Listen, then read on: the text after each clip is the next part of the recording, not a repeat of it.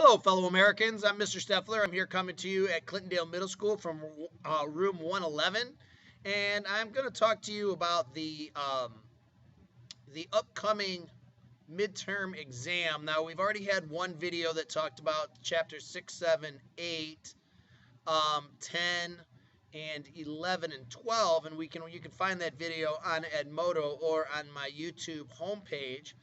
Today I want to talk, this is going to be a pretty short video, I think, talking about the rest of the items that may be on the midterm exam. So let's start with chapter 13, which we've just studied. There's a few topics on chapter 13. First of all, I'd like to, the American system, Henry Clay's plan to strengthen and grow America's economy.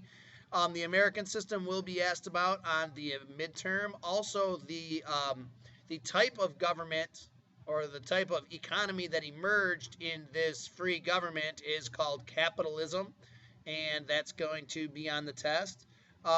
The era of good feelings, this time of political unity that takes root right after the War of 1812.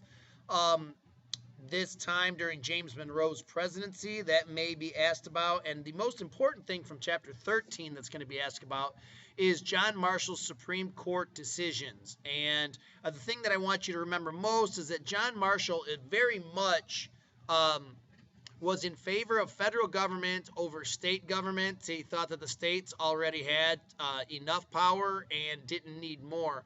So John Marshall always sided on the federal government side when it comes to any type of case where it was the state government versus the federal government.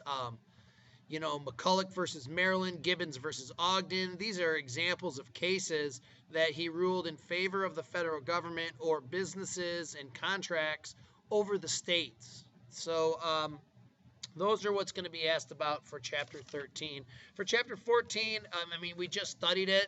I'm going to ask you about the 5 civilized tribes, about the spoils system. I'm going to ask you about the nullification crisis in South Carolina that involved the tariffs. And I'm going to talk about Andrew Jackson a little bit on this test, kind of ask about, he's the common man. He's elected by the common man, and the election of 1828 is a very new election because the common man gets their guy in power. So the election of 1828, the election of 1824, the corrupt bargain where Jackson doesn't win. These are the topics for the midterm for chapters 13 and 14.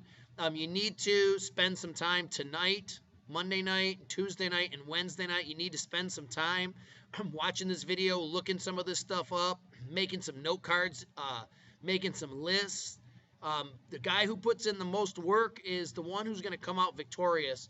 So just keep in mind that you're going to need to do some work here to get a good grade on this final. Thank you very much. God bless you, and God bless America.